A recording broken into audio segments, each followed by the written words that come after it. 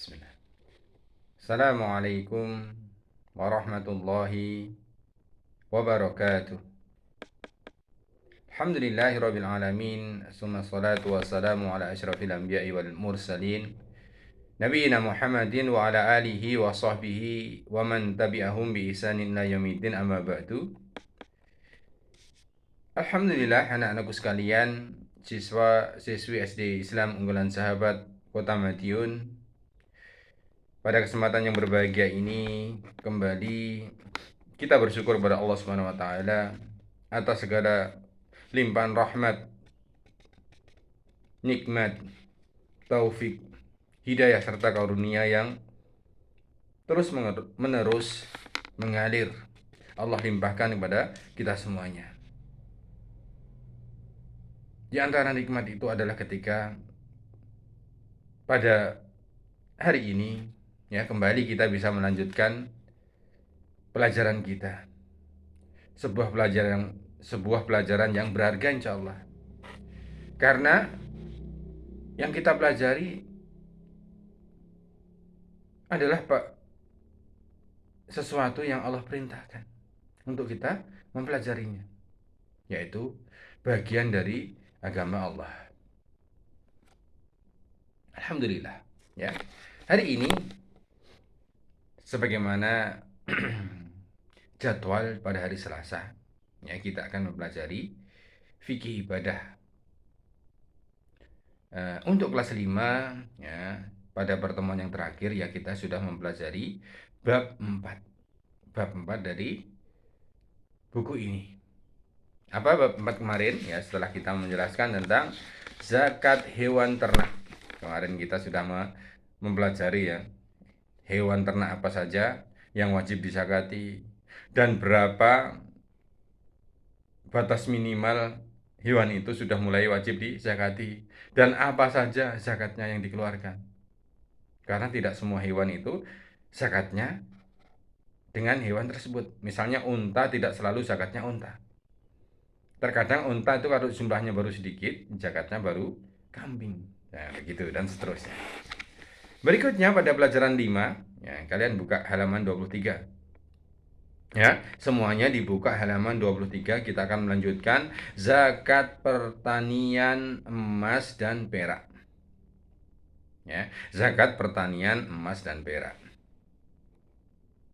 Siap ya? Baik. Kalau begitu kita akan mulai membaca.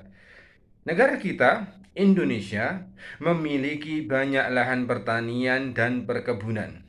Kita sudah tahu itu ya. Banyak sawah di sekitar kita, banyak kebun di sekitar kita. Tidak hanya itu, negara kita pun kaya akan barang tambang, seperti emas dan perak. Di dalam syariat Islam, hasil pertanian termasuk barang yang wajib dikeluarkan zakatnya. Begitu pula emas dan perak. Lalu, hasil pertanian apa sajakah yang wajib dizakati? Ini sebagaimana kemarin ketika kita membahas hewan ternak. Ternyata tidak semua hewan ternak itu dizakati. Begitu juga dengan pertanian. Tidak semua hasil pertanian itu dizakati. Misalnya kita bertani bayam. Bayam itu kan juga hasil pertanian. Bayamnya banyak sekali. Apakah dizakati? Ternyata tidak. Zakatnya bukan melalui zakat bayam. Terus apa saja? Nanti kita akan pelajari. Kemudian bagaimana perhitungannya? Haulnya. Apakah seperti hewan ternak nunggu 1 tahun baru dizakati? Bagaimanakah ketentuan zakat pada emas dan perak juga nanti? Ikuti pelajaran kita kali ini dengan baik. Masya Allah. Baik, kita akan lanjutkan ke halaman 24. Zakat hasil pertanian. Ini yang pertama dari 2 permasalahan yang akan kita bahas insya Allah di bab 5 ini. Hasil pertanian atau perkebunan Yang wajib ditunaikan zakatnya ialah yang berupa biji-bijian dan buah-buahan. Ya.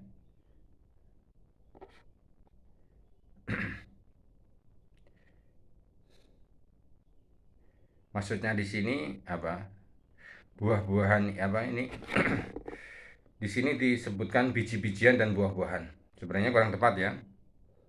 Di sini biji-bijian yang lebih tepat. Jenis biji-bijian yang wajib dizakati adalah merupakan makanan pokok sehari-hari bagi masyarakat. Biji-bijian yang demikian tentu dapat mengenyangkan. Selain itu, perhatikan, syarat hasil pertanian itu dizakati adalah ia bisa ditimbang dan ditakar, serta bisa disimpan dalam waktu yang lama. Itu syaratnya. Ditimbang atau ditakar, bisa disimpan dalam waktu yang lama.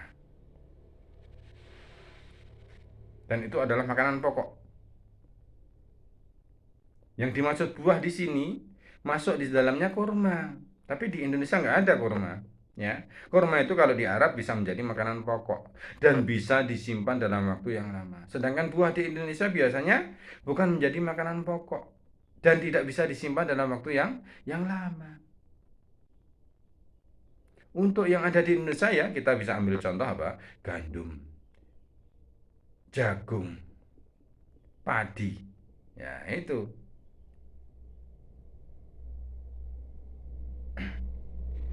Terus kemudian kapan dikeluarkan? Apakah nunggu 1 tahun dahulu? Ternyata tidak. Untuk zakat hasil pertanian, Allah Ta'ala berfirman, wa atu haqqahu yauma hasadih.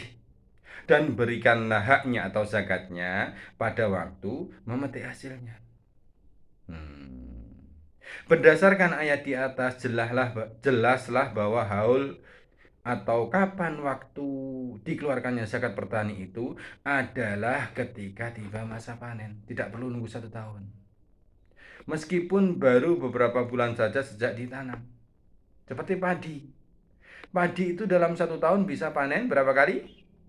Bisa panen 3 kali. Maka zakatnya pun 3 kali. Bukan sekali seperti apa kemarin? Seperti hewan ternak. Ini Allah yang sudah menentukan. Jadi kita nggak perlu bertanya, kok seperti itu Ustaz? Nggak adil Ustaz. Ya nggak perlu kita. Allah sudah menentukan. Itu artinya Allah sudah mempertimbangkan baik buruknya bagi manusia, bagi kita. Kita sebagai seorang muslim, seorang hamba ya tinggal mengikuti. Kalau kita mempunyai zakat pertanian, kok harus mengeluarkan apa? Zakat 3 kali dalam setahun. Kok enak sekali mereka yang mempunyai ternak hanya sekali. Kita nggak perlu seperti itu. Ketika Allah mensyariatkan seperti itu, kita tinggal ikuti. Bisa jadi itu ujian bagi kita sebagai seorang petani, misalnya kalau kita petani. Semakin kita mengeluarkan zakat, Allah akan menggantinya dengan pahala yang semakin besar. Nggak perlu khawatir. Allah itu nggak akan menyia-nyiakan amalan saleh kita. Adapun sayuran atau biji-bijian yang bukan termasuk makanan pokok dan tidak mengenyangkan, maka tidak ada kewajiban zakat padanya. Adapun buah-buahan yang wajib dizakati adalah yang termasuk bagian makanan pokok suatu masyarakat. Oh, ternyata di sini ada penjelasannya. Ya. Selain itu, ia bisa ditimbang atau ditakar dan dapat disimpan dalam waktu yang lama dan sudah mencapai nisabnya. Ya, seperti anggur dan kurma. Ya, anggur dan kurma itu bisa disimpan dalam waktu yang lama. Perhatikan di sini, sedangkan nisab itu batas. Ternyata tidak semua hasil pertanian itu langsung dikeluarkan zakatnya. Ternyata ada batasnya juga. Ada batasnya juga. Ada batasnya juga di sini dijelaskan. Adapun nisab hasil pertanian, baik itu biji-bijian maupun buah-buahan adalah 5 wasak. Apa 5 wasak itu? 5 wasak itu sama dengan 900 sekitar ya, ini kurang lebih 930 karena para ulama berbeda pendapat tentang ini. Ada yang mengatakan 900, ada yang mengatakan 930. Karena itu di sini diberi keterangan kurang lebih sekitar 930 liter atau 750 kilo. Seperti itu pula nisab untuk padi, jagung, dan gandum. Perhatikan. Jadi kalau hasil panen, setelah panen misalnya kita punya sawah. Sawah kita setelah panen ditimbang. Hasilnya lebih dari ini. Baru dikeluarkan zakatnya. Kalau sawahnya cuma kecil, sedikit. Hasilnya panennya nggak sampai apa? Jumlah yang disebutkan tadi. Belum dikeluarkan zakatnya. Kemudian itu nisabnya. Lalu berapa yang dikeluarkan Ustaz? Apakah 2,5% atau bagaimana? Ternyata untuk hasil pertanian, perhatikan ini. Untuk hasil pertanian, ya, untuk hasil pertanian, zakatnya adalah 10%, 1/10. Apabila sawah atau kebun itu diairi dengan air hujan, sungai atau irigasi, airnya nggak beli, ya, airnya tidak perlu mengeluarkan uang untuk membelinya. Jadi 10%, 10% itu bagaimana? 10% itu 1/10. Misalnya hasilnya 1.000 kilo, maka zakat yang dikeluarkan 100 kilo. Yuh, banyak sekali Ustaz. Ya memang seperti itulah ketentuan Allah. Pasti ada hikmah di sana. Pasti Allah ingin memberikan pahala yang besar bagi orang-orang yang taat atas perintah itu. Itu apabila untuk mengairi sawahnya tadi tidak memerlukan uang tambahan. Adapun jika sawah atau kebun itu diairi dengan mengeluarkan biaya sendiri, termasuk misalnya penggunaan pupuk atau lain sebagainya, maka zakatnya tinggal 5%. Seperti zaman sekarang, untuk mengairi sawah-sawah itu terkadang menggunakan mesin pompa air. Harus membeli, atau kalau punya sendiri ya membeli solarnya atau membeli listriknya. Maka zakatnya tinggal 5%. 5% itu kalau tadi kita contohkan hasilnya 1.000 kilo, 5%-nya tinggal 50 kilo. Maka di sini dicontohkan contoh perhitungan zakatnya adalah sebagai berikut di halaman 25 ya. Nomor 1. Pak Ahmad mempunyai sawah yang pengairannya, yang airnya itu mengandalkan air hujan, nggak perlu membeli. Ketika panen, Pak Ahmad menghasilkan 750 kg padi. Sudah wajib disakati? Sudah, karena itu batasnya. Maka zakat yang harus dikeluarkan oleh Pak Ahmad ialah 10% dari 750 kg, yaitu 75 kilo. Kalau 1.000 kilo tadi 100, maka 750 kilogram zakatnya 75 kilo. Ya, itu. Paham ya? Contoh kedua, Pak Surya mempunyai sawah. Ia harus mengeluarkan biaya tambahan untuk pengairannya. Misalnya dia harus membeli solar untuk menghidupkan dieselnya, atau membeli token listrik untuk menghidupkan pompa airnya. Ketika panen, Pak Surya menghasilkan 750 kg padi. Maka zakat yang harus dikeluarkan oleh Pak Surya ketika panen adalah 5% kali 750 kg, yaitu 75,5 kilogram. Nah, dan apabila sebagaimana Ustaz contohkan tadi, panennya mencapai 1.000 kilo, zakatnya 5% kali 1.000 berapa tadi? 50 kilogram. Nah, itu. Ya. Itulah zakat hasil pertanian. Zakat hasil pertanian yaitu 10%, perhatikan ini. 10% apabila pengairannya tanpa menggunakan biaya tambahan. Kalau pengairannya menggunakan biaya tambahan, maka zakatnya 5%. Paham ya, insya Allah ya? Paham. Berikutnya, zakat emas dan perak. Emas dan perak termasuk barang tambang yang wajib ditunaikan zakatnya, yaitu apabila telah memenuhi nisab dan mencapai haul. Nah, untuk emas dan perak ini sama dengan hasil peternakan. Jadi nunggu dulu 1 tahun. Bukan begitu mendapatkan emas dan perak meskipun itu dari hasil tambang langsung disakati, enggak. Tapi nunggu dulu sampai 1 tahun. Sebagaimana firman Allah Ta'ala di sini, walladzina yaknisuna adz-dzahaba wal fiddata wa la yunfikunaha fi sabilillahi fabashirhum bi'adzabin alim. Dan orang-orang yang menyimpan emas dan perak dan tidak menginfakannya di jalan Allah, hati-hati. Maka berilah kabar gembira. Duh, kok kabar gembira? Inilah bahasa Al-Quran. Kabar gembiranya apa? Berikan kabar gembira kepada mereka bahwa mereka akan mendapatkan azab yang pedih dari Allah. Na'udzubillah min dzalik. Ayat di atas menunjukkan bahwa wajib hukumnya mengeluarkan zakat emas dan perak apabila telah memenuhi persyaratan. Oleh karena itu, orang yang melalaikan zakat keduanya diancam dengan siksa yang pedih. Kita buka halaman 26 ya. Halaman 26 kita akan lanjutkan. Adapun ketentuan zakat emas dan perak itu adalah sebagai berikut. 1.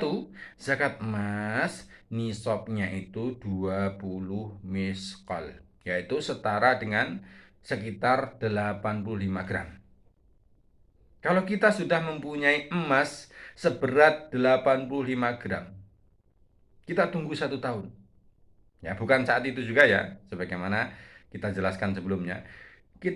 Harta kita mencapai 85 gram emas, ditunggu dulu 1 tahun. Terus dikeluarkan berapa, Ustaz? Dikeluarkan 2,5%. Ya, 2,5%. Jadi untuk emas seberat 85 gram zakatnya menjadi 85 gram kali 2,5%, yaitu 2,125 gram emas. Kalau mencapai 100, 2,5 gram emas. Itu untuk emas.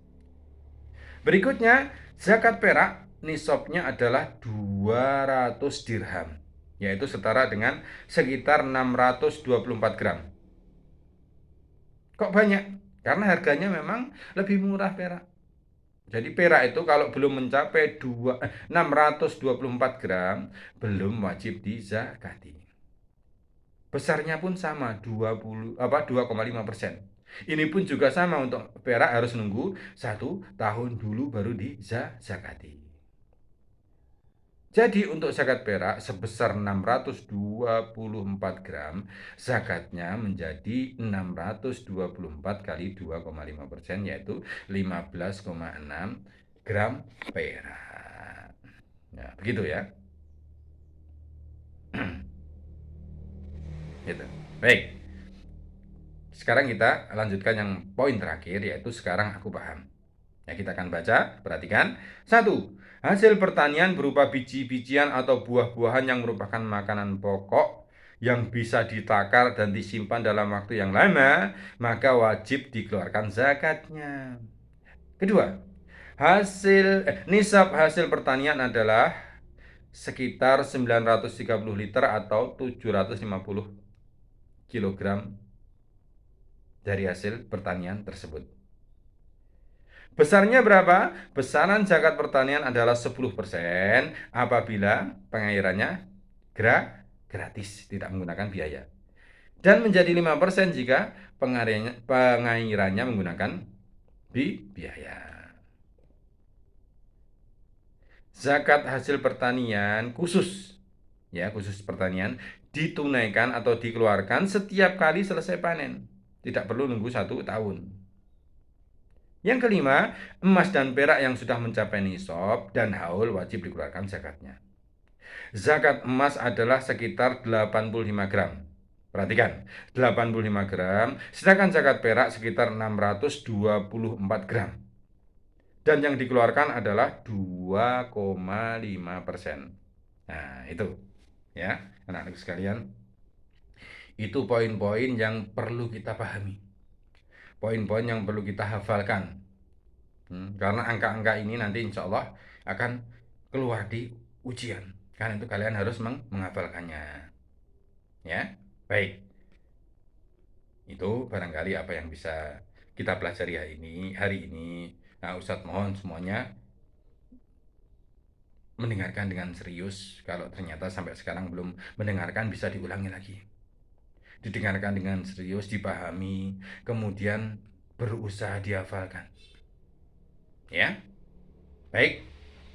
Itu yang bisa Ustaz jelaskan pada kesempatan hari ini. Jazakumullah khairan pada anak-anakku sekalian yang hari ini semangat sekali mendengarkannya. Barakallahu fikum. Kita akhiri subhanakallahumma wa bihamdika asyhadu an la ilaha illa anta astaghfiruka wa atubu ilaik. Assalamualaikum warahmatullahi wabarakatuh.